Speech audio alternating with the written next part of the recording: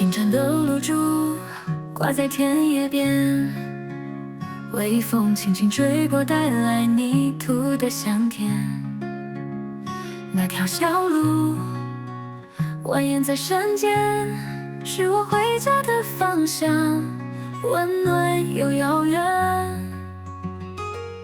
鸟儿在歌唱，云朵在飘荡，心中有个地方永远的向往。